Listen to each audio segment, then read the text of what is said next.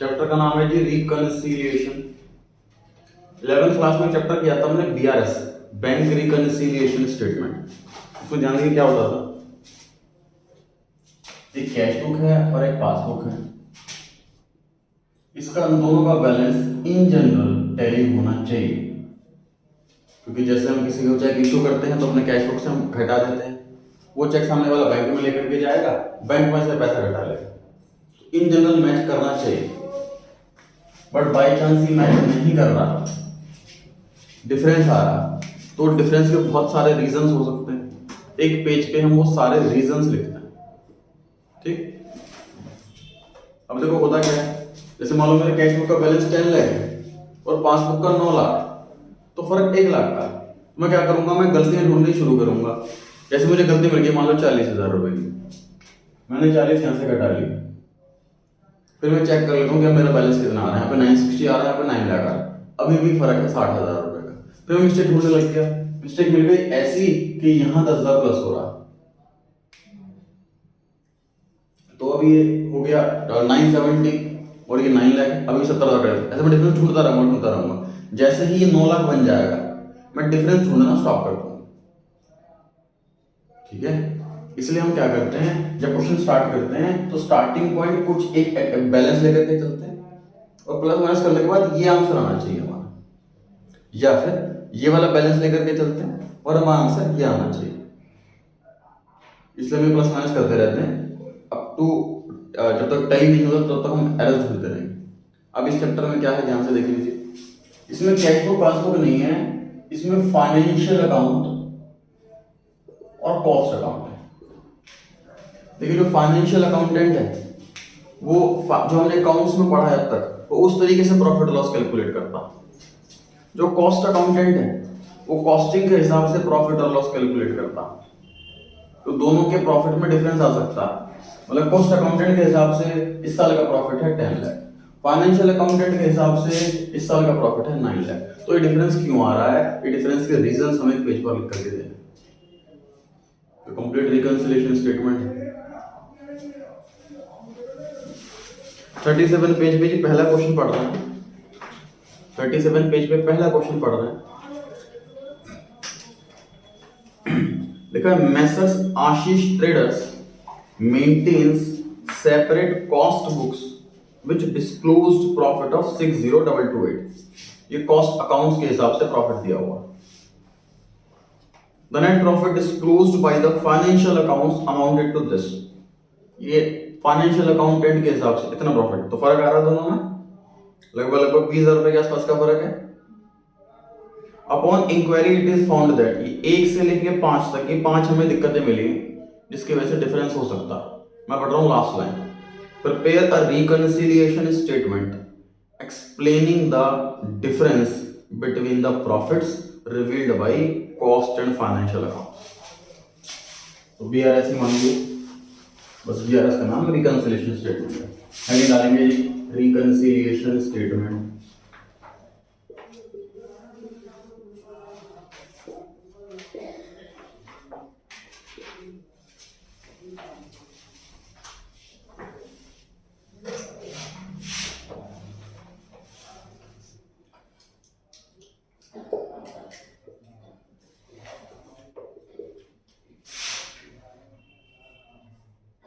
Profit as per cost records, costing के हिसाब से सो प्रॉफिट आ रहा है 60,228।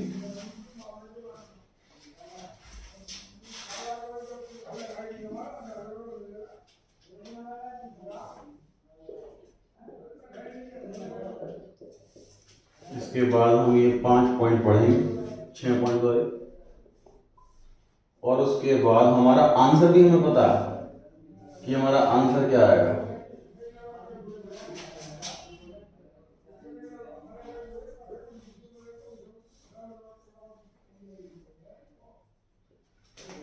अब थोड़ा सा लास्ट लाइन मत लिखना, अभी ये समझाने के लिए मैंने लिखा है आपको। ये वाला आंसर कंप्लीट हो गया है। कॉस्टिंग के हिसाब से ये प्रॉफिट आ रहा है। 1 से लेकर 6 तक आइटम कुछ प्लस होंगी कुछ माइनस होंगी, समझेंगे क्यों होगी, और हमारा आंसर ये आने वाला, हमें ऑलरेडी आंसर पता है।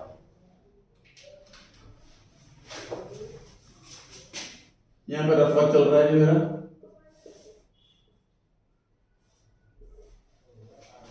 ध्यान सुन लीजिए, हमारा स्टार्टिंग पॉइंट कॉस्ट रिकॉर्ड है। अगर कोई एक ऐसी आइटम है जो यहां प्लस हो चुकी है और यहां कुछ भी नहीं हुआ, तो इसकी वजह से इसका प्रॉफिट बढ़ गया होगा, ठीक है। अब घटा देंगे तो सही हो जाएगा। ये समझ पा रहे हैं जी? मैं समझाना चाह रहा हूं कि हमारे आंसर्स में क्या करना है, हमें कौन सी आइटम प्लस करनी है। देखो यही समझना है बस, कौन सी प्लस करनी है कौन सी माइनस करनी है। जो लैंग्वेज है वही लैंग्वेज यहाँ पे कॉपी पेस्ट करनी है, जो अमाउंट है वही अमाउंट यहाँ पे कॉपी पेस्ट करना है। जो सारा खेल है वो साइन का, प्लस का साइन या माइनस का साइन, ठीक है। अच्छा, मुझे ध्यान से देख के बताइए सर, यहाँ 5000 माइनस हो चुका है और यहाँ भी 5000 माइनस हो चुका है, तो क्या हमारे स्टेटमेंट में आएगा? वो नहीं है, क्योंकि वो डिफरेंस का रीजन ही नहीं। जो फाइनेंशियल अकाउंट और कॉस्ट अकाउंट में डिफरेंस के रीजन है, डिफरेंस के रीजन क्या हो सकते हैं सर? कोई आइटम कॉस्ट में लिखी फाइनेंशियल में नहीं लिखी, या फिर कोई आइटम फाइनेंशियल में लिखी कॉस्ट में नहीं लिखी, या फिर आइटम दोनों में लिखी है लेकिन अमाउंट अलग है, ठीक है।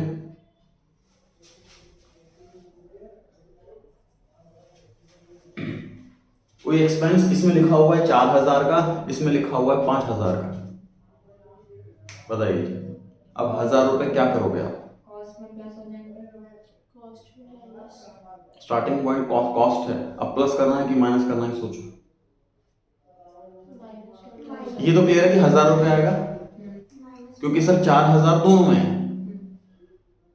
है कि नहीं है, यहाँ पे 1000 रुपए एक्स्ट्रा, ठीक है। अच्छा, अब माइनस आएगा कि प्लस आएगा, इसको इजी करने के लिए मैं बताता हूँ आपको। इस 5000 को ना मैं ऐसे लिख लेता हूँ, माइनस के 5 को मैंने ऐसे स्प्लिट कर दिया, माइनस 4 माइनस 1। अब बताओ क्या करने में, माइनस 1 ही तो आएगा, क्योंकि हमें इसके जैसा बनना है। स्टार्टिंग पॉइंट कॉस्ट अकाउंट है और हमें फाइनेंशियल वाला प्रॉफिट चाहिए, तो हमें फाइनेंशियल को कॉपी करना है, जैसा वहां हो गया वैसे ही करना है, समझ की बात, ठीक है। तो फाइनेंशियल का कोई भी हमें एक्सपेंस दिखे, अच्छा कोई आइटम यहाँ पे लिखी है -3000, यहाँ पे कुछ भी नहीं लिखा, अब क्या करोगे? माइनस करेंगे, क्योंकि सेम बनना है इसके जैसा, माइनस करेंगे। कोई आइटम यहाँ प्लस हो चुकी है, प्लस करेंगे। कोई आइटम यहाँ माइनस हो चुकी है, यहाँ पे कुछ भी नहीं हुआ, तो फिर ये नीचे प्लस कर देंगे एक बार, इसको हटाना है, समझ आ गई बात। तो ये कुछ हिंट्स हैं जो दे रखी है क्वेश्चन नंबर 1 के ऊपर, देख सकते हो जी आप। टोटल मैंने 7 आइटम लिखी हुई हैं। पहला लिखा हुआ फाइनेंशियल एक्सपेंस, वो एक्सपेंस सिर्फ फाइनेंशियल वालों ने लिखा हुआ है, तो हम क्या करेंगे, उसको माइनस कर देंगे, तो एक्सपेंस तो पक्की बात है माइनस ही हुआ होगा, है कि नहीं। फाइनेंशियल इनकम तो फाइनेंस वालों की प्लस हो गई होगी, हम भी प्लस कर देंगे।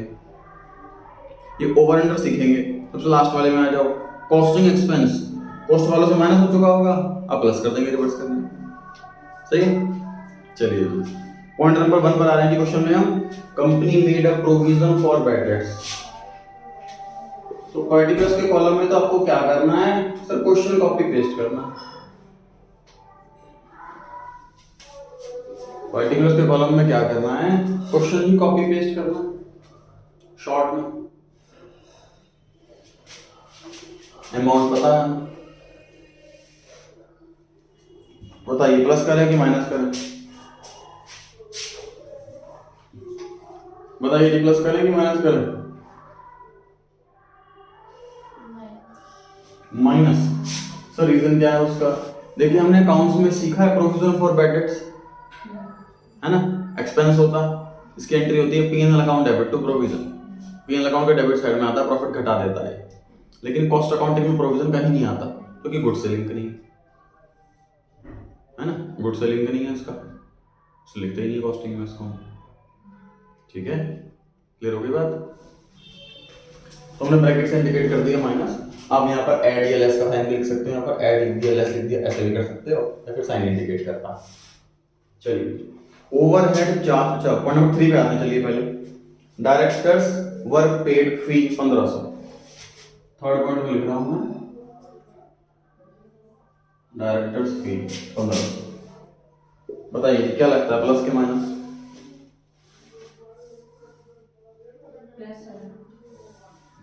और कोई आंसर?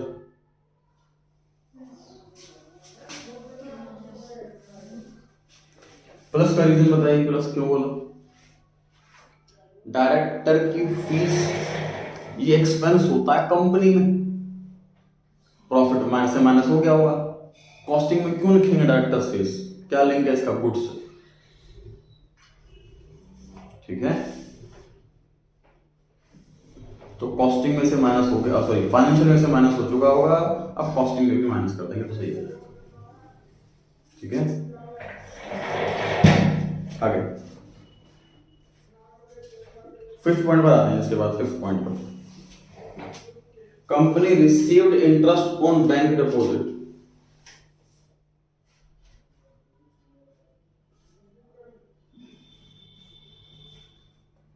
समझे क्या चीज है? सर बैंक में पैसा पड़ा हुआ है, वहां से इंटरेस्ट मिलता है, पीएनआर अकाउंट में किधर आता है? क्रेडिट साइड में आता है ना, इनडायरेक्ट इनकम है हमारी, इसकी वजह से फाइनेंशियल प्रॉफिट क्या हो गया होगा? प्लस हो गया होगा। अब हम क्या करें? प्लस ही करेंगे, फाइनेंशियल को तो कॉपी करना होता है हमें। क्वेश्चन नंबर 1 में जो ऊपर लिखा है, तो फाइनेंशियल में सामने क्या लिखा हुआ है? देखो प्लस लिखा है ना भाई, जो फाइनेंशियल वालों के हुआ है हमें भी तो वही करना है, तभी तो सेम बनेंगे, ठीक है। किसी इनकम की वजह से फाइनेंशियल प्रॉफिट बढ़ गया तो हम भी बढ़ा देंगे, तो ये अमाउंट है 56, बिना ब्रैकेट के आ जाएगा।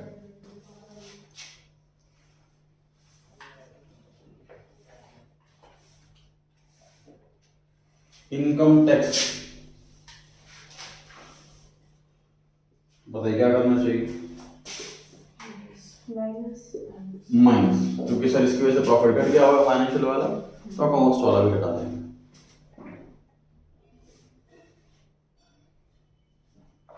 तो यहां तक 4 पॉइंट पे आ जाए, 4 पॉइंट पढ़े, ध्यान से पढ़ना। Installation of a new plant involve an expenditure of 24,000, 24,000 रुपए का खर्चा है, but it had not gone into production yet, अभी तक हमने प्रोडक्शन करने चालू नहीं करी। Depreciation 5% was provided on the cost of the plant, depreciation provide करा है, ये मेंशन नहीं करा कि कॉस्ट के यहाँ कि फाइनेंशियल वाले के यहाँ, तो अपना खुद माइंड लगाए, फाइनेंशियल में होगा क्योंकि सर कॉस्ट वाले तो प्रोडक्शन के हिसाब से खर्चा लिखेंगे, प्रोडक्शन ही नहीं है तो खर्चा लिखा ही नहीं होगा, तो फाइनेंशियल वालों का एक्सपेंस है ये। फाइनेंशियल एक्सपेंस क्या करते हैं हम अपने आंसर में? माइनस करते हैं। तो 4th पॉइंट में है डेप्रिसिएशन, ब्रैकेट में कैलकुलेशन दिखा देंगे हम, 24,000 का 5%,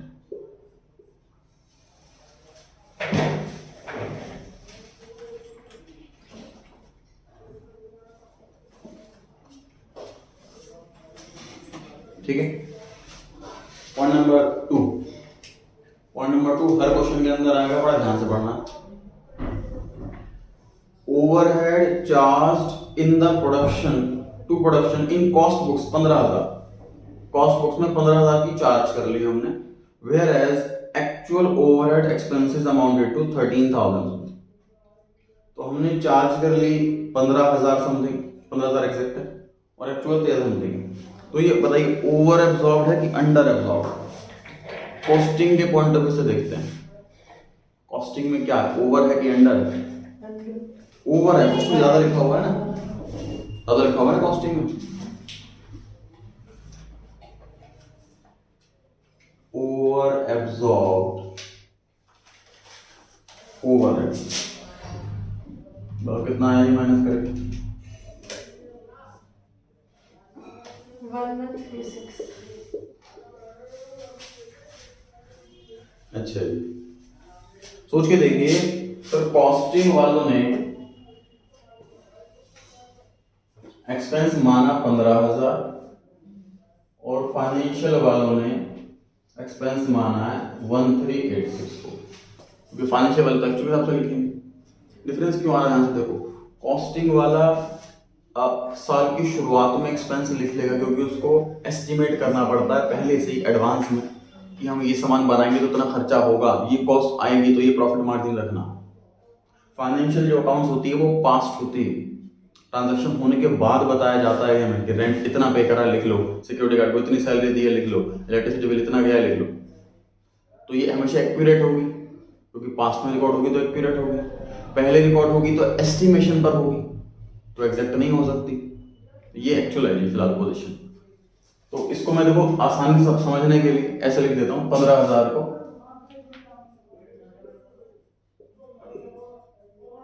सही। अब सर ये वाला अमाउंट तो दोनों जगह है, ये तो हमारे रिकंसिलिएशन स्टेटमेंट में नहीं आएगा, ये वाला अमाउंट है जो सिर्फ कॉस्टिंग में है, फाइनेंशियल में नहीं।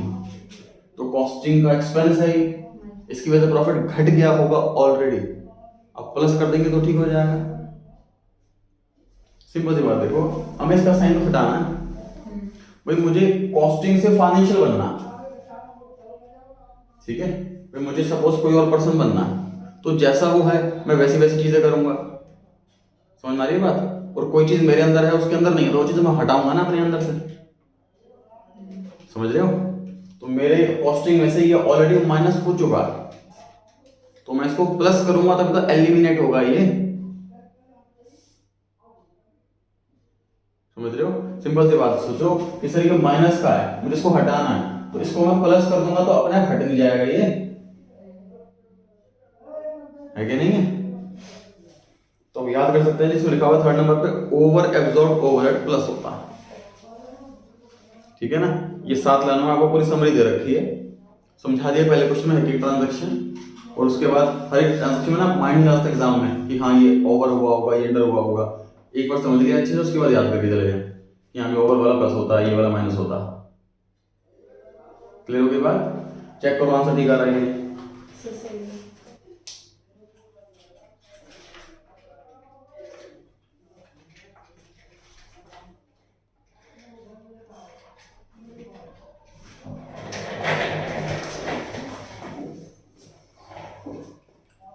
इसका आंसर ठीक आ रहा है जी, फिर से बनाइए कमेंट।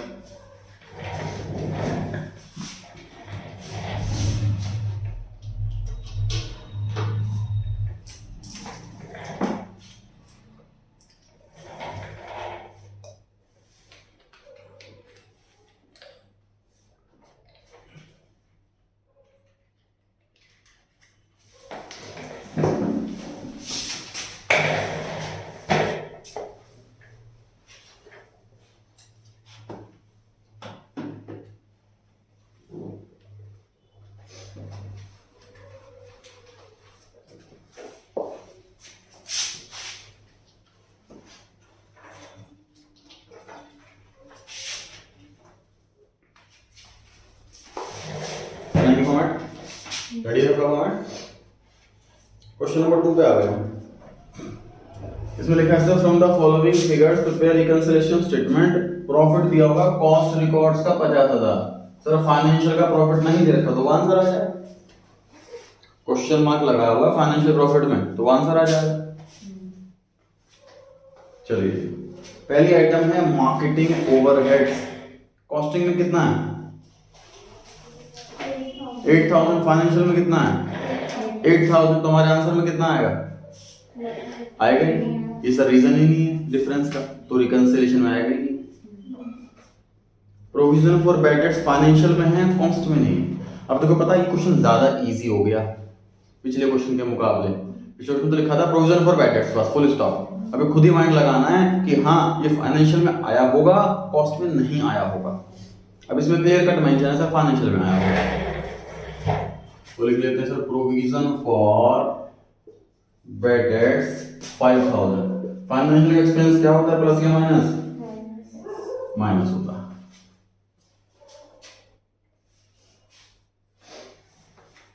फैक्ट्री ओवरहेड कॉस्टिंग में लिखी है सर 8,500, फाइनेंशियल में लिखी है 7,000। बताइए ओवर एब्जॉर्ब है कि अंडर एब्जॉर्ब है?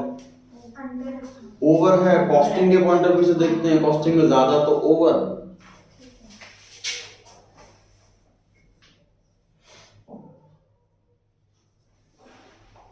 ओवर एब्जॉर्ब ओवरहेड 1,500 रुपए। क्या करना है बताइए फटाफट से, प्लस के माइनस? प्लस करना है। अब एक बार हमने कॉन्सेप्ट सीख लिया, ओवर एब्जॉर्ब प्लस होती है। अब आप कॉन्सेप्ट रिपीट नहीं करेंगे। डायरेक्टर्स फीस बताइए, फाइनेंशियल एक्सपेंस है, फाइनेंशियल में से माइनस हो चुका है।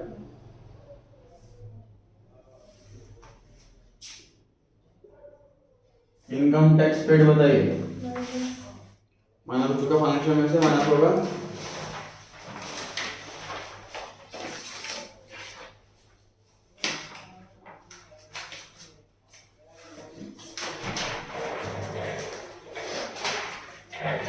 आगे लिखा है sir rent of owned premises. Question क्या कह रहा है?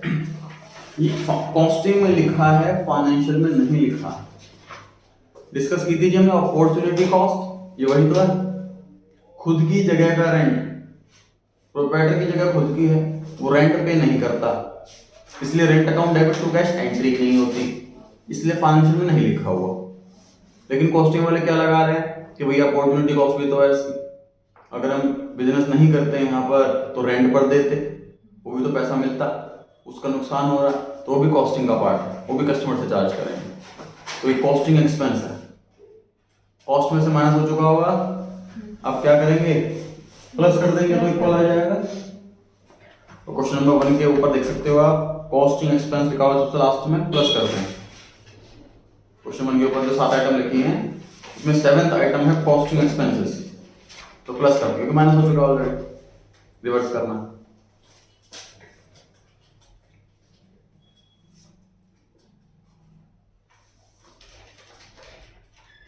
डेप्रिसिएशन कॉस्टिंग में कम लिखा हुआ है, फाइनेंशियल में ज्यादा लिखा हुआ, तो फाइनेंशियल वाला में एक्सपेंस ज्यादा लिखा हुआ है, प्रॉफिट में से मतलब तो मैं बोलूं 750 फाइनेंशियल एक्सपेंस है, बट 11 to 50 तो दोनों में है, 750 एक्स्ट्रा, तो कॉस्टिंग सॉरी फाइनेंशियल एक्सपेंस है ना ये। फाइनेंशियल एक्सपेंस क्या करते हैं कॉस्टिंग में? माइनस करते हैं।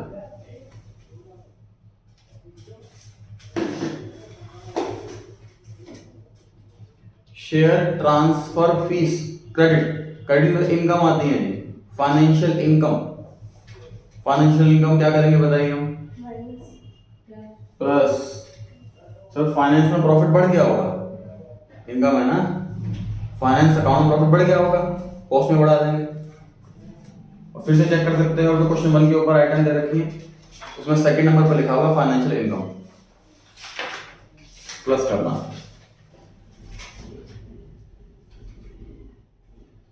एडमिनिस्ट्रेशन ओवरहेड कॉस्टिंग में है 5,000 और फाइनेंशियल में है 8,000। बताइए ओवर है कि अंडर?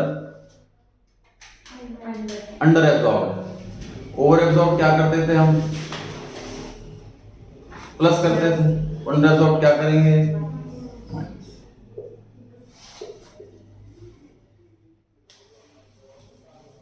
सर कॉस्टिंग में खर्चा कम लिखा हुआ है, इसकी वजह से प्रॉफिट ज्यादा आ रहा होगा, अब घटा देंगे तो मैच कर जाएगा।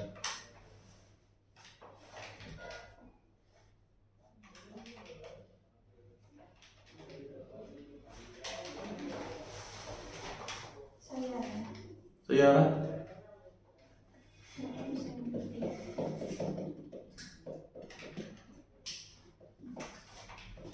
तो लास्ट में लिखेंगे profit as per financial record, जो आइटम प्लस की है प्लस करें, जो आइटम माइनस की है माइनस करें।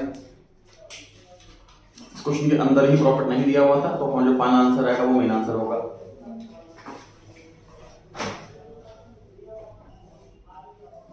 आंसर आया तो 32750 बनाइए फॉर्मेट थर्ड क्वेश्चन के लिए।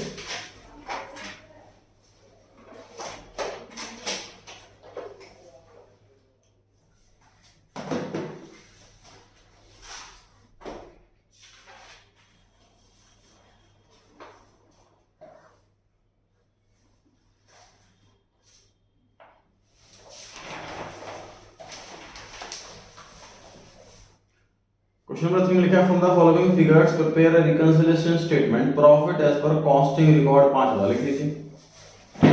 ये वाला स्टार्टिंग पॉइंट है। Profit as per cost records 5000।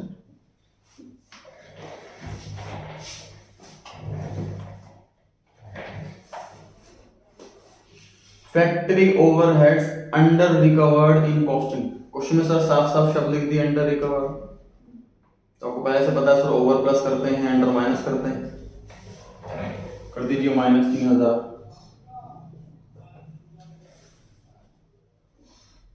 Particulars के कॉलम की टेंशन ना लें, क्वेश्चन को ही कॉपी पेस्ट कर दें।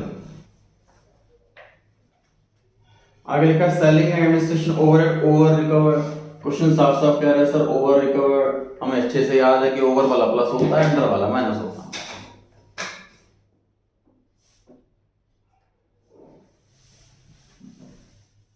Bank interest credited in financial books. तो फाइनेंशियल इनकम है कि एक्सपेंस है? इनकम है।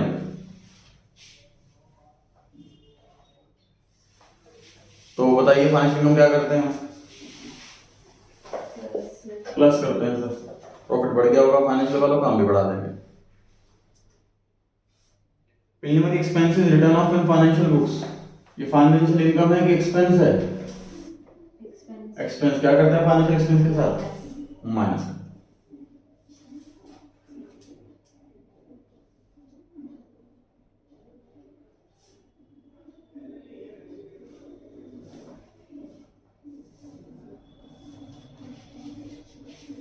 इसके बाद लिखा है सर, ध्यान से समझना, ओपनिंग स्टॉक वैल्यू कॉस्टिंग में इतनी है, फाइनेंशियल में इतनी। समझिए ध्यान से। ओपनिंग स्टॉक ट्रेडिंग अकाउंट में किस साइड आता है? ओपनिंग स्टॉक ट्रेडिंग अकाउंट में किस साइड आता है? डेबिट साइड आता है। उसे क्या ट्रीट करते हैं? एक्सपेंस के इनकम एक्सपेंस ट्रीट करते हैं। सर पिछले साल तो एसेट था क्योंकि बच गया था, इस साल वो खर्च हो गया होगा, बिक गया होगा, इसलिए उसको एक्सपेंस ट्रीट करते हैं। ठीक है, अब माइंड में इसको एक्सपेंस लेके चलना ओपनिंग स्टॉक। ठीक है जी। कॉस्टिंग में 5000, फाइनेंशियल में 4000। तो आपको लगने लग रहा है कि ओवर एब्सॉर्ब्ड वाला केस हो गया सर, ये तो है कि नहीं है? एक्सपेंस ओवर में हो गया। क्या करते हैं ओवर एक्सपेंस को? प्लस के माइनस प्लस करते हैं 1000 रुपए। अब इसमें कैसे लिखेंगे? लैंग्वेज क्या होगी? Over valuation of opening stock in cost accounts. Over valuation of opening stock in cost account, या फिर आप ये भी लिख सकते हैं under valuation of opening stock in financial accounts.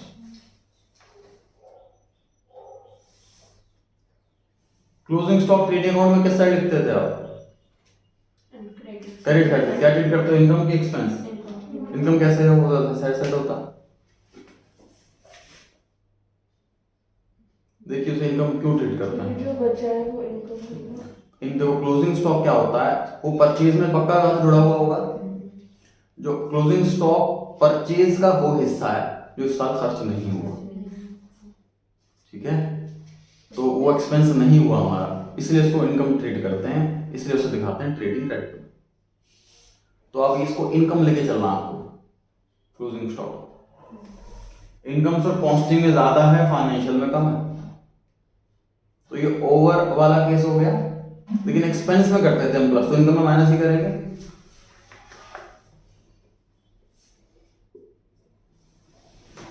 Language क्या रहेगी? Over valuation of closing stock in cost accounts, या फिर बोलो, अरे बोलो, under valuation of closing stock in financial account. दोनों लैंग्वेज सही है। एक बार से कॉन्सेप्चुअली भी समझते हैं। सर क्लोजिंग स्टॉक हम कॉस्टिंग वालों ने 12000 लिखा, तो इनकम ज्यादा नहीं आ रही होगी? क्लोजिंग स्टॉक अगर इनकम होती है तो फाइनेंशियल वालों कॉस्टिंग वालों ने 12 लिखा है, फाइनेंशियल वालों ने 10 लिखा है, तो इनकम ज्यादा आ रही होगी ना कॉस्ट वालों की। इनकम ज्यादा लिखी हुई है, प्रॉफिट ज्यादा आ रहा होगा, आप घटा देंगे तो मैच करेगा। कॉस्टिंग क्लोजिंग स्टॉक को इनकम ट्रीट करना है हमें। कॉस्ट वालों ने इनकम 12000 लिखी है, फाइनेंशियल वालों ने इनकम 10000 लिखी है, तो कॉस्ट वालों का प्रॉफिट ज्यादा आ रहा होगा 2000 रुपए से। अब कॉस्ट वाले प्रॉफिट को 2 से घटा देंगे तो मैच कर जाएगा। एक बार चेक कर सकते हो आप पीछे भी क्वेश्चन बन के ऊपर क्या लिखा है मैंने, ओवर एब्जॉर्ब इनकम देखिए क्या होता है, माइनस होती है लिखा हुआ। ओवर एब्जॉर्ब इनकम हो गई ना, ये तो उसको इनकम है और ओवर में तो माइनस होती है। हाँ जी सही है। सब आंसर को लिखा होगा ना loss as per financial record, तो पॉजिटिव आंसर आए तो प्रॉफिट है, नेगेटिव आंसर आए तो लॉस है। अब यहाँ पर लैंग्वेज कर सकते हो प्रॉफिट ऑब्लिक ब्रैकेट में loss as per financial record.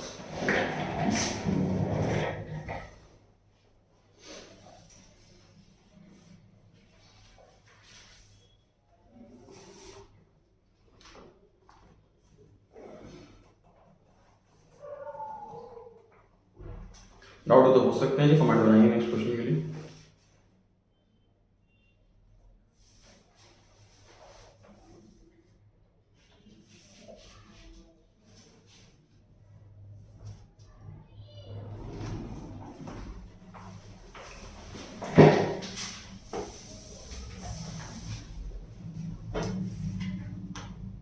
The net profit of a manufacturing company stood at 5,000 and cost books showed a net loss of 4,200.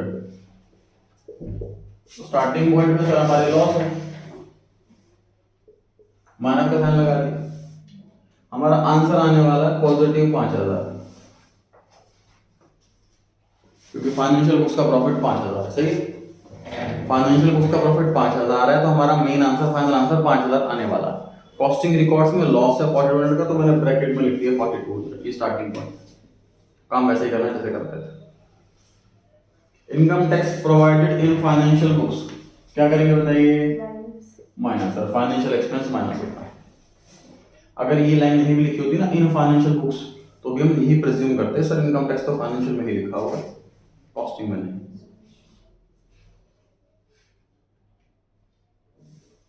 Bank interest credited financial books income है कि expense, financial income है sir, finance वालों के यहाँ plus हो गया होगा, हम भी प्लस कर लेते हैं, फाइनेंशियल इनकम प्लस होती है। Works overhead under recovered in cost book, sir हमें अच्छे से याद हो गया है कि अंडर वाला माइनस होता है, ओवर वाला प्लस होता है।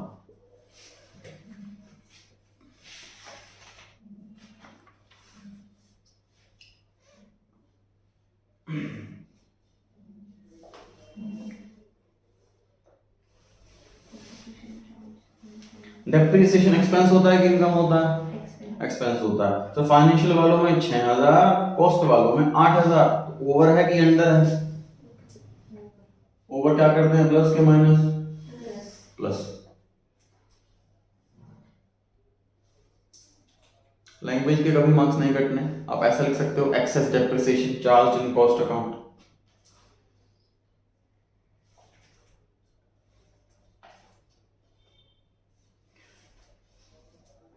एडमिनिस्ट्रेशन ओवरहेड ओवर रिकवर्ड, तो बताइए ओवर रिकवर्ड हो गया, क्या करेंगे इसको प्लस करेंगे, ओवर वाला प्लस अंडर वाला माइनस।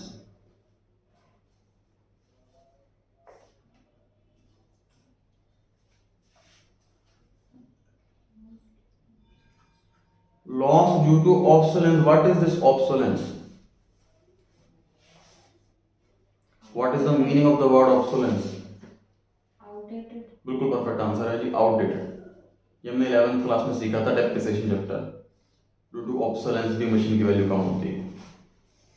तो सर आउटडेट हो गई कोई आइटम, इस वजह से लॉस हो गया, और ये सिर्फ फाइनेंशियल वालों के यहाँ लिखा हुआ है। बताइए क्या करते हैं फाइनेंशियल एक्सपेंस के साथ, माइनस।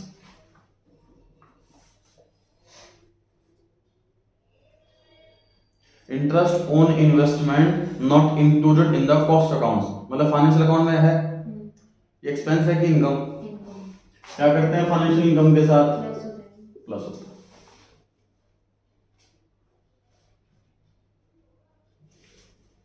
स्टोर्स एडजस्टमेंट, स्टोर में कुछ सामान कम हो गया, ज्यादा हो गया, इस वजह से credited in financial books, financial वालों के यहाँ क्रेडिट है, तो इनकम होगी कि एक्सपेंस होगी, income sir, credit income credit होती है। फाइनेंशियल इनकम क्या करें अपने आंसर में हम प्लस प्लस करें।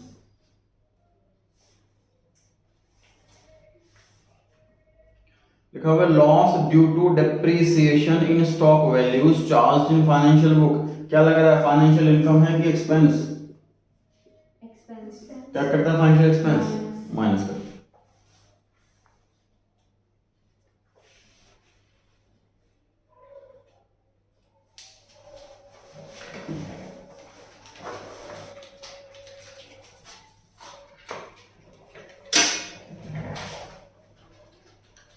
आंसर ऑलरेडी हमें पता है, यही आना चाहिए।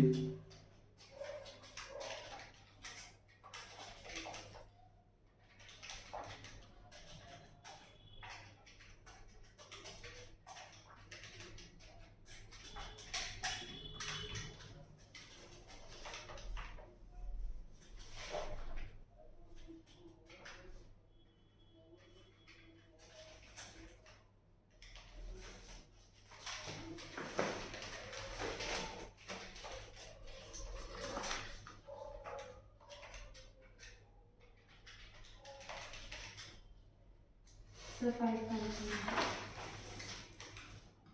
ठीक।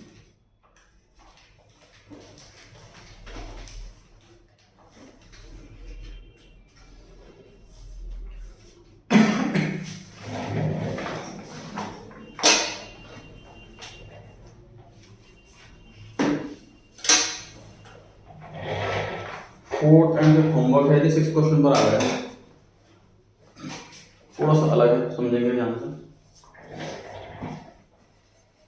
इसमें लिखा है from the information given below prepare, पहला point, a statement showing costing profit और loss.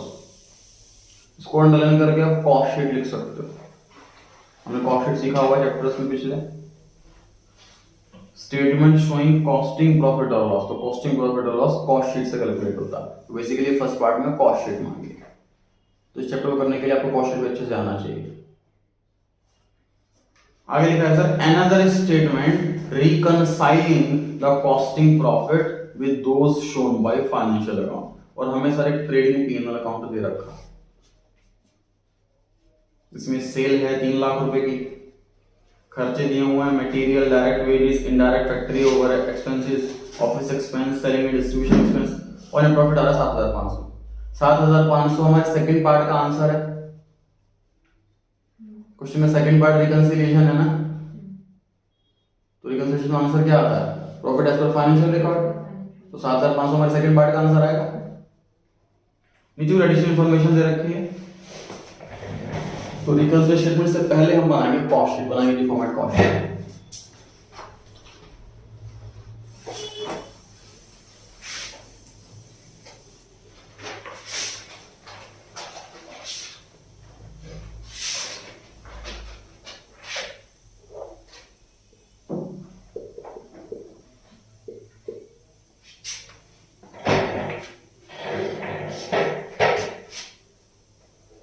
Particulars for amount, material consumed,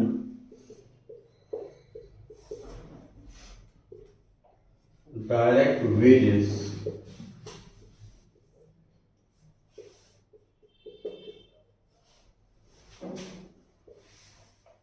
इन दो आइटम को ऐड करके इसको क्या नाम देते हैं, प्राइम कॉस्ट।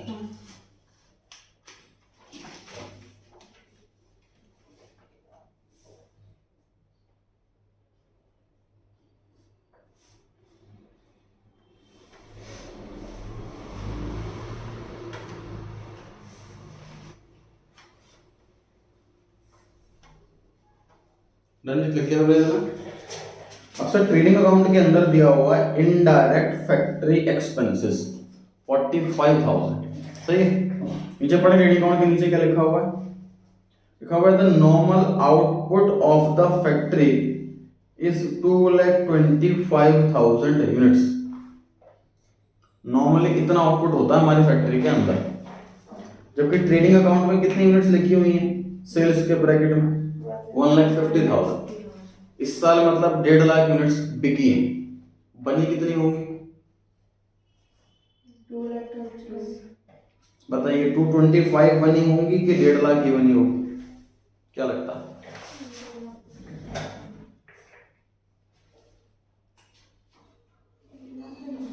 हाँ जी 1.5 लाख बनी होगी, 225 बनी होगी। रीजन दें अपने अपने आंसर का। परफेक्ट आंसर है जी, इस साल बनी है 1.5 लाख यूनिट। अगर बनी होती 2,25,000 यूनिट्स तो आपको क्लोजिंग स्टॉक में दिखती 75,000 यूनिट्स। क्लोजिंग स्टॉक में एक भी यूनिट नहीं है, दैट मीन जितनी बनाई उतनी सारी बिक गई। 1.5 लाख की बिकी है तो 1.5 लाख की बन गई, ठीक है। लेकिन नॉर्मल आउटपुट क्योंकि 2,25,000 है तो साल की शुरुआत में हमने जो सारी कैलकुलेशन लगाई होगी कॉस्टिंग में वो 2,25,000 के हिसाब से लगाई होगी, है कि नहीं। चलिए आगे बढ़ते हैं। because factory expenses of a fixed nature are 27,000। Fix nature वाले जो हैं 27,000 रुपए के हैं। ऑफिस एक्सपेंसेस तो ऑफिस के बाद में करेंगे।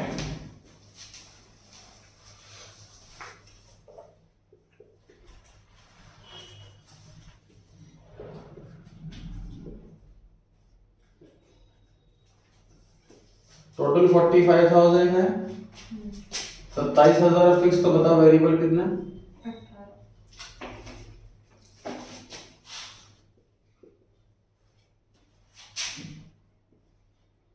फिक्स है 27,000,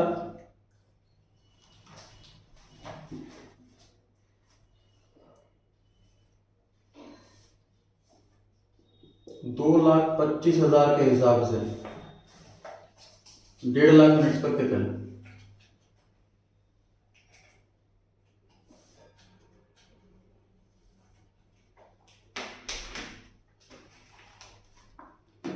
कितना है बताइए? टोटल कितना है?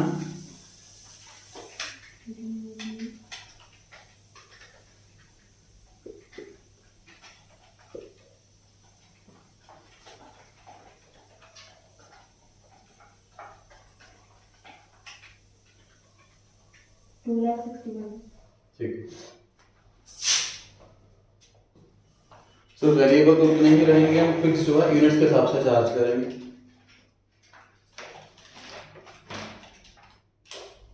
अब जो आंसर आएगा इसे वर्क्स कॉस्ट या फैक्ट्री कॉस्ट कहते हैं। इसके बाद ऑफिस एक्सपेंसेस, क्वेश्चन में लिखा हुआ है office expenses are for all the practical purposes constant. Constant को क्या मानते हैं, फिक्स्ड की वेरिएबल? फिक्स्ड। ऑफिस एक्सपेंस है सर 13,500। ये जो खर्चे हैं ये 2,25,000 के हिसाब से हैं, तो हमने यूनिट लेकिन इस साल बनाई है सिर्फ 1.5 लाख, तो उसके हिसाब से कितना होगा बताइए? 9,000। ऑफिस एक्सपेंस ऐड करने के बाद जो आंसर आता है इसे नाम देते हैं cost of production.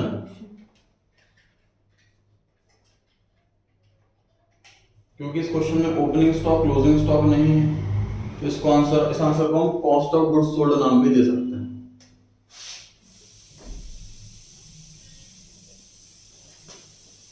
Cost of goods sold ये नाम भी दे सकते हैं क्योंकि क्वेश्चन में ओपनिंग क्लोजिंग स्टॉक नहीं। इसके बाद कौन सी आइटम आती है सर?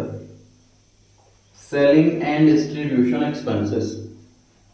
लास्ट आइटम बची है ट्रेडिंग अकाउंट में, पी&एल अकाउंट में। सेलिंग एंड डिस्ट्रीब्यूशन एक्सपेंसेस दिए हुए हैं 9,000। नीचे लिखा हुआ लास्ट लाइन में कुछ, because selling and distribution expenses are constant to the extent of 3,000 and balance varies with the sale। मतलब वेरिएबल है, बाकी वेरिएबल अलग और फिक्स्ड अलग।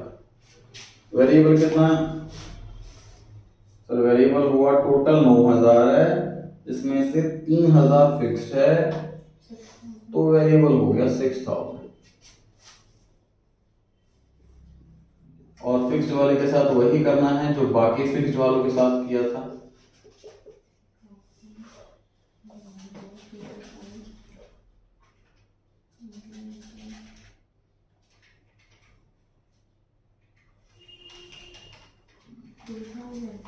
कितना है जी?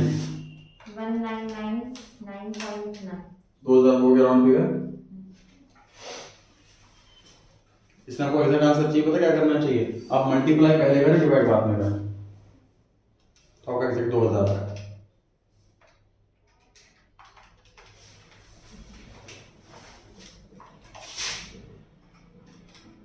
ये हाइफन का साइन है, माइनस का साइन नहीं है। टोटल आ गया सर 2,78,000। इसका नाम है cost of sales plus profit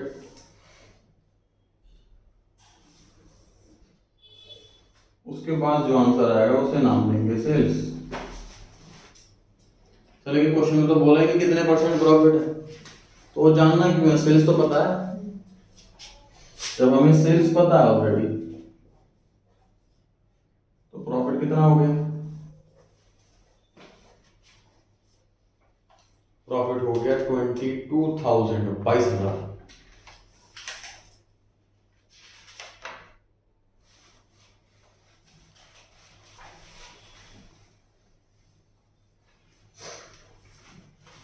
क्या सीखा सर इस क्वेश्चन में हमने, यहां से नोटिस करें, बोर्ड पे देखें, यहां से देखना। एग्जांपल देखो ये सर, मान लीजिए मेरे यहाँ जो रेंट जाता है साल का वो 10 लाख रुपए जाता है।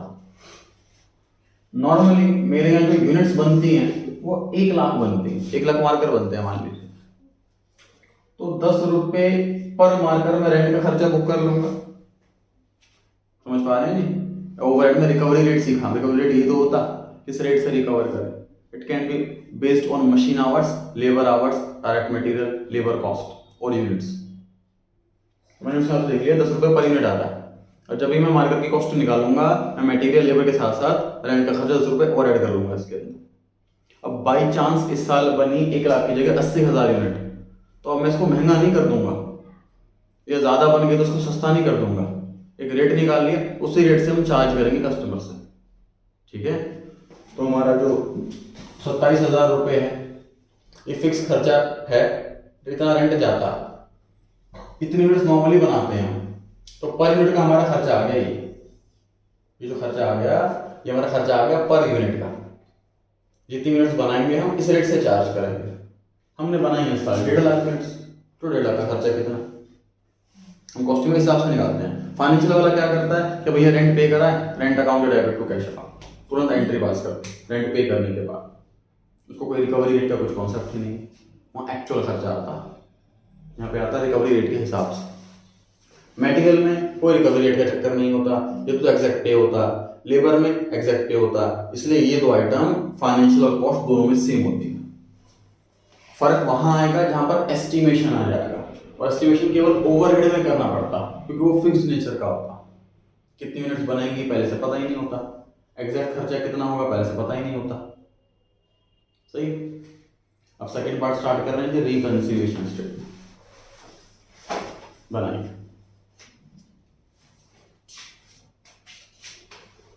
बताइए मेरे आंसर का स्टार्टिंग पॉइंट क्या है, कितना, profit as per cost records, ये तो निकाला हमने, देखो 22,000। फॉर्मेट बनाएंगे रिकंसिलिएशन स्टेटमेंट, उसके बाद पर्टिकुलर्स और उसके बाद अमाउंट।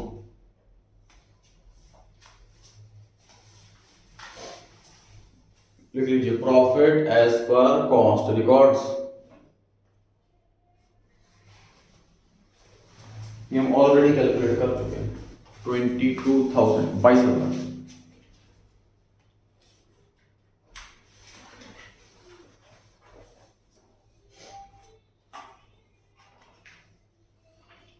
ठीक है, हमारा आंसर क्या आने वाला है पता है आपको पहले से, 7,500, मतलब profit as per financial body आने वाला।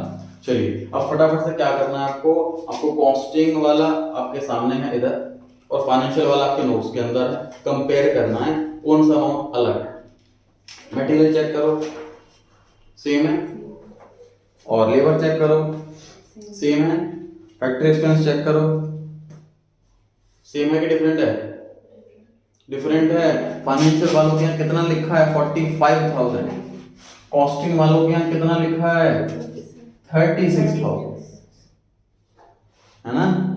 फैक्ट्री एक्सपेंस टोटल कॉस्टिंग वालों के यहाँ लिखा है 36, और यहाँ लिखा व्हाट, तो अंडर है कि ओवर है? कॉस्टिंग आप लिखते हैं अंडर हो गया, under absorption of factory overhead 9000। Plus करते हैं क्या सर, माइनस करते हैं? माइनस कर। अब देखो प्रैक्टिकल लाइफ में तो आप ऐसे ही करोगे ना, बिल्कुल प्रैक्टिकल क्वेश्चन है ये, 6 क्वेश्चन से जो स्टार्ट हो रहे हैं। देखो 11th क्लास में यहाँ से याद करना, हमें बीआरएस चैप्टर के अंदर तो क्वेश्चन बना करके दे दिया कि check issued but not cleared, और ये क्या प्रैक्टिकल लाइफ में ऐसा थोड़ा ना क्वेश्चन बना करके देगा हमें कि बस प्लस माइनस कर दो ये रहा क्वेश्चन। प्रैक्टिकल लाइफ में हमारे एक हाथ में होगी कैश बुक, दूसरे हाथ में होगी पासबुक, और हमें ढूंढना पड़ेगा कि ये वाला चेक इसमें लिखा है और इसमें नहीं लिखा, तो ये चेक इशू किया था हमने, तो अपने आंसर में लिखेंगे check issued but not clear. समझ पा रहे हैं ये बात? तो थोड़ा हमें क्वेश्चन प्रिपेयर्ड मिलेगा प्रैक्टिकल लाइफ में। अभी तक जो हमने क्वेश्चन 1 से 3 करे हैं उसमें भी अगेन क्वेश्चन प्रिपेयर्ड था। प्रैक्टिकल लाइफ में ऐसा क्वेश्चन हमें कोई थोड़ा रेडी करके देगा। क्वेश्चन नंबर 6 से जो स्टार्ट हो रहा है बिल्कुल प्रैक्टिकल लाइफ वाले क्वेश्चन स्टार्ट हो रहे हैं कि जो हम देखो हम कॉस्ट अकाउंटेंट हैं इस बुक के अंदर, तो फाइनेंशियल वाला काम हमें नहीं करना। फाइनेंशियल वाला हमें अपना ट्रेडिंग पी&एल बना करके देगा और हमें पहले अपनी कॉस्ट शीट बनानी है, उसके बाद खुद ही छटनी करनी है कि हमने इतना लिखा था, इसने इतना लिखा हुआ है, तो ये ओवर है कि अंडर है। समझ पा रहे हैं? ऑफिस एक्सपेंस में देखिए फाइनेंशियल वालों ने लिखा है 13,500 और हमने लिखा है 9,000, ओवर है कि अंडर? अंडर। हमेशा कॉस्टिंग के हिसाब से आपको देखना है, कॉस्टिंग के पॉइंट ऑफ व्यू से। कॉस्टिंग में कम लिखा हुआ है तो अंडर हो गया, उसमें ज्यादा लिखा है तो ओवर हो गया। Under absorption of office expenses. Selling and distribution financial वालों ने लिखा है 9,000 और कॉस्टिंग वालों ने लिखा है 8,000। कम लिखा हुआ है ये। Under absorption of selling and distribution expenses.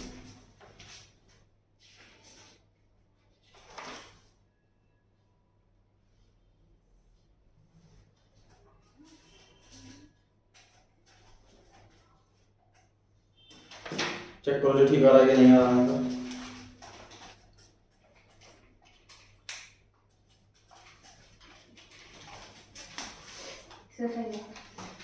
ठीक, बस एक लास्ट क्वेश्चन करेंगे।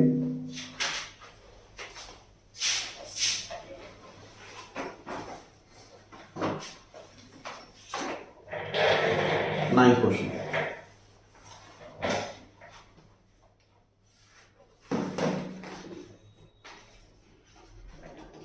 पढ़ेंगे? सबसे पहले पढ़ते हैं क्वेश्चन की लास्ट लाइन में काम करते हैं। लास्ट में लिखा है रिक्वायर्ड, प्रिपेयर करें कॉस्ट शीट, उसके बाद फाइनेंशियल प्रॉफिट एंड लॉस, फिर उसके बाद स्टेटमेंट रिकनसाइलिंग द प्रॉफिट। तो 3 काम करने हैं जिसके अंदर कॉस्ट शीट भी बनानी है, फाइनेंशियल पी&एल भी बनाना है और हमें फिर रिकंसिलिएशन भी बनाना है। कॉस्ट शीट का फॉर्मेट वही है जो पिछले क्वेश्चन में बनाया था हमने।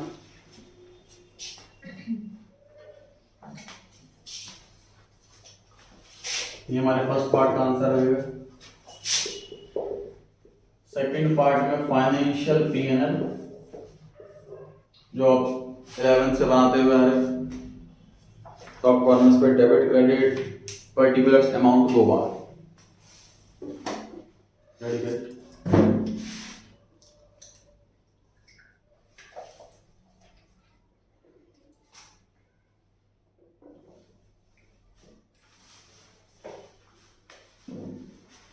Financial profit and loss account, top corner पे डेबिट क्रेडिट लिखना, फिर पर्टिकुलर्स अमाउंट।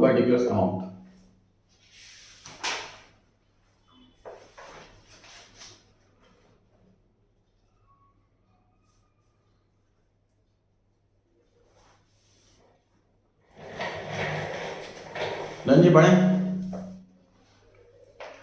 सबसे पहले लिखा हुआ है डायरेक्ट मटेरियल, अभी लिखते नहीं है, पढ़ लेते हैं एक बार। डायरेक्ट मटेरियल कंज्यूम्ड दे रखा है सर, डायरेक्ट वेजेस दे रखी है, factory overhead, administration overhead, selling and distribution overhead, bad debts, preliminary expenses, legal charges, discount, dividend received, interest on bank deposit, sales में सर यूनिट्स भी दे रखी है 1,20,000 और रुपीस दे रखा 7 लाख है सेल्स है। क्लोजिंग स्टॉक दिया हुआ है फिनिश स्टॉक का 40,000 यूनिट्स हैं। WIP दिया हुआ है 80,000 रुपए है। द कॉस्ट अकाउंट्स रिवील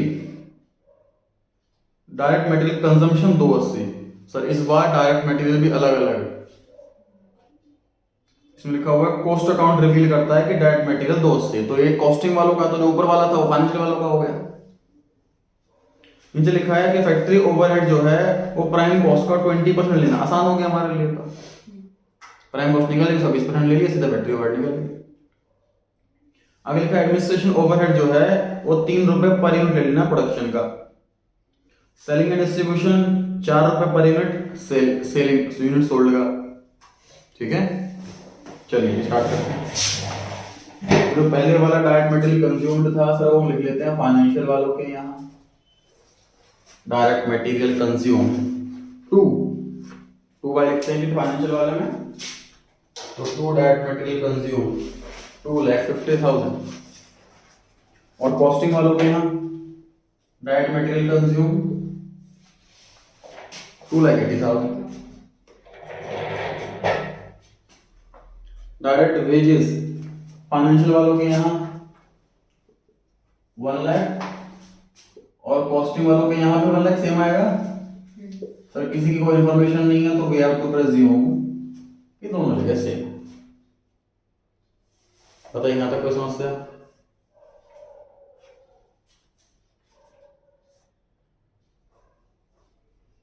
अब उसके बाद फैक्ट्री ओवरहेड फाइनेंशियल वालों के यहाँ तो कुछ सोचना ही नहीं है sir, as it is amount लिख देना है।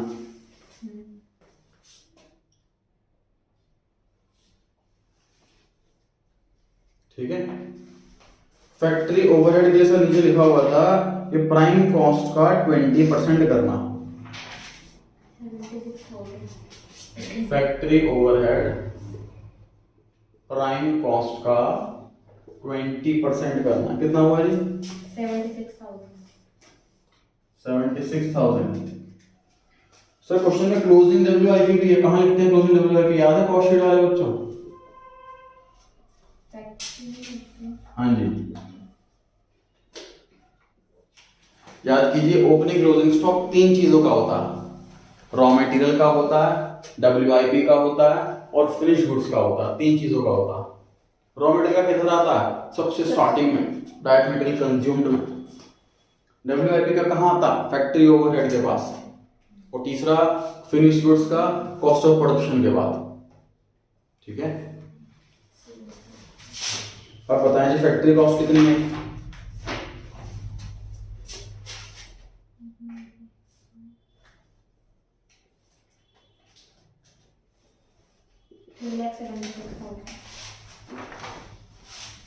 $3,76,000।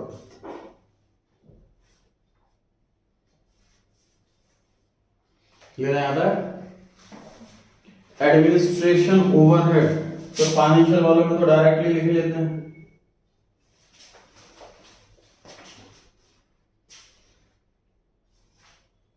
कॉस्टिंग वालों में कैसे लिखना? इसमें लिखा हुआ है 3 rupees per unit of production. फटाफट से बताइए 3 की मल्टीप्लाई किससे करो? कितनी यूनिट बनाई है इस साल? बता सकता कोई बच्चा? कितनी यूनिट्स बनाई हैं? 1,50,000। हाँ बिल्कुल सही है सर। फिर हमने 1,20,000 तो बेची हैं और हमारे क्लोजिंग स्टॉक में पड़ी हैं 40,000 यूनिट। इसका मतलब हमने बनाए हैं 1,60,000 यूनिट। ठीक,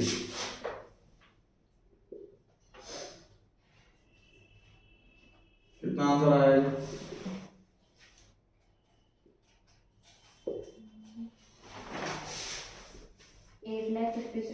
सही, 8,50,000। क्या नाम देते हैं इसको? Cost of production.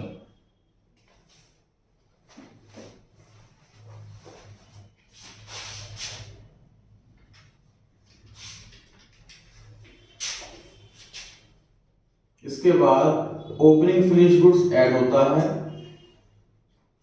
और क्लोजिंग फिनिश गुड्स लेस होता है। ओपनिंग फिनिश गुड्स ऐड होता है और क्लोजिंग फिनिश गुड्स लेस होता है। सर क्वेश्चन के अंदर ओपनिंग फिनिश गुड्स तो है नहीं, तो ऐड नहीं होगा लेकिन लेस होगा। कितना? सर 1,20,000 तो फाइनेंशियल वालों के हिसाब से है, हम कॉस्टिंग वाले तो अपने फॉर्मूले से निकालते हैं। फॉर्मूला ध्यान, फॉर्मूला था यहां से देखो जी,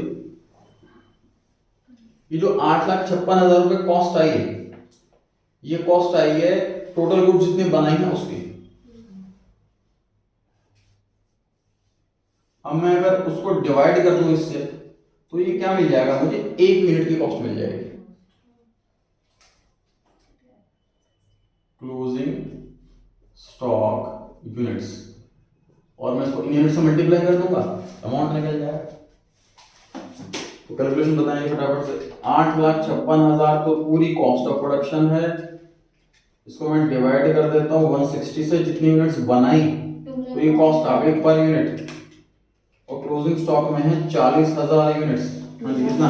2,14,000। ठीक।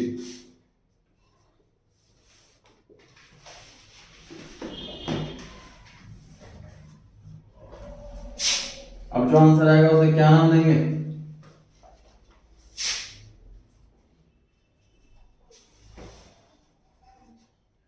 COGS, cost of goods sold, cost of goods sold.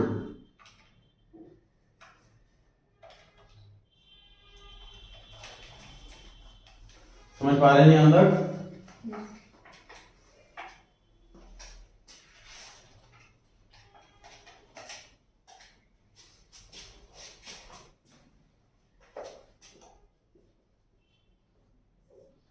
हाँ, क्या आंसर आया? 10,70,000। प्लस नहीं करना, माइनस करना है।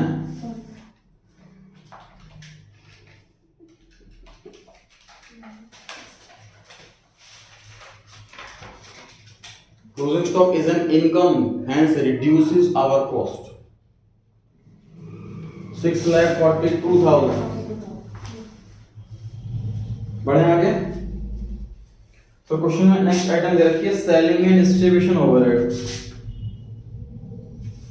फाइनेंशियल वालों में तो एज इट इज लिख लेते हैं, कोई चेंज नहीं करना। क्लास है आपकी?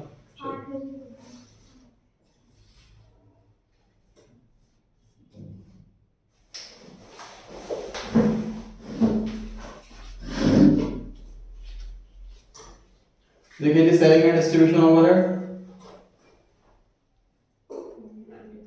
इसमें लिखा है सर हमें लेना है 4 रुपए पर यूनिट सोल्ड। कितनी यूनिट बेची हैं? 4 रुपए के हिसाब से। कितना है आंसर?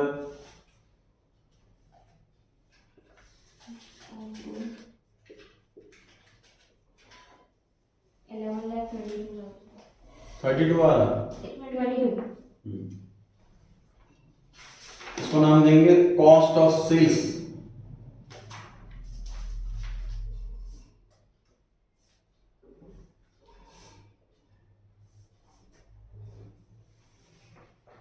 क्वेश्चन में सेल्स कितने गिवन है?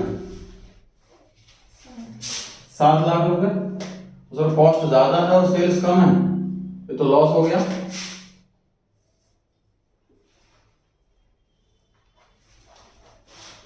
$4,22,000 का लॉस हो गया।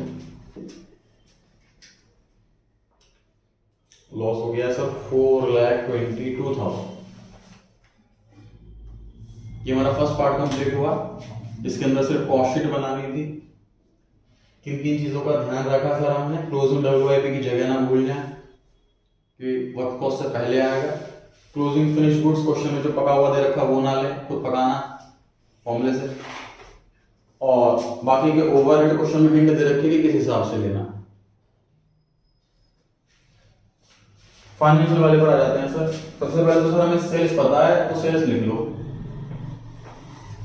By sales 7 lakh, by sales 7 lakh.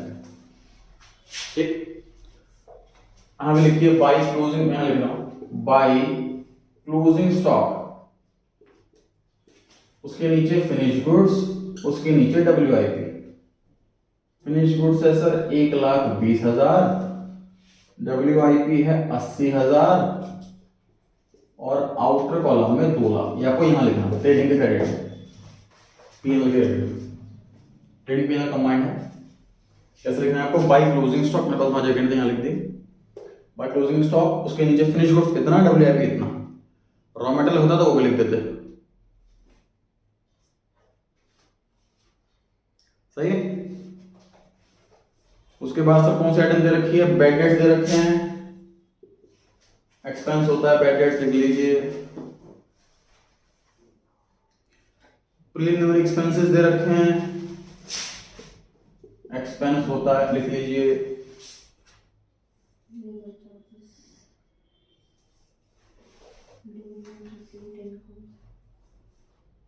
Legal charges expense होता है, लिख लीजिए।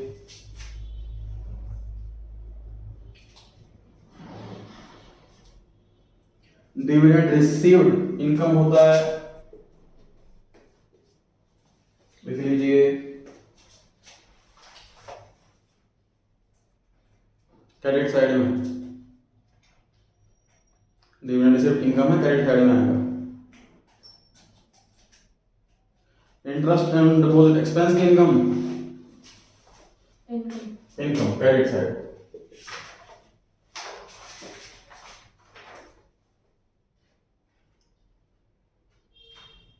सेल्स हो गई, क्लोजिंग स्टॉक हो गया, WIP हो गया, खत्म। बताओ जी प्रॉफिट लॉस कितना आ रहा है?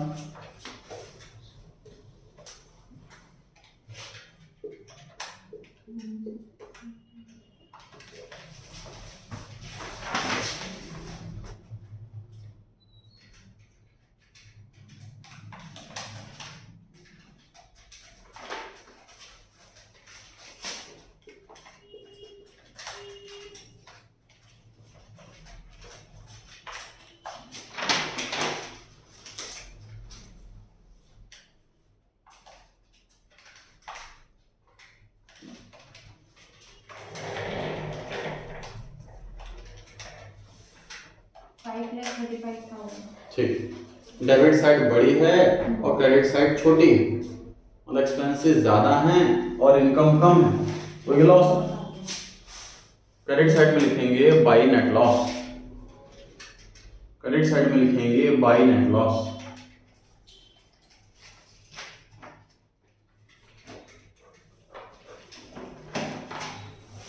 थर्ड पार्ट खुद से कर सकते हैं जी। रिकंसिलिएशन स्टेटमेंट बताइए, हमारा स्टार्टिंग पॉइंट क्या रहेगा? Loss as per cost records 4,22,000। Answer क्या आने वाला? Loss as per financial records 5,35,000। Cost sheet आपके सामने है, फाइनेंशियल अकाउंट आपके सामने है, कंपेयर करना। एक्सपेंस यहाँ ज्यादा दिखे तो ओवर प्लस कर देना है, एक्सपेंस यहाँ कम दिखे तो अंडर माइनस कर देना है। जो आइटम वहां लिखी है यहाँ नहीं लिखी, financial expense minus financial income plus closing stock में ओवर अंडर इनकम्प्लीट करना उसको। नहीं हो पाएगा तो नेक्स्ट क्लास में जो डाउट पूछेंगे आप। चलिए।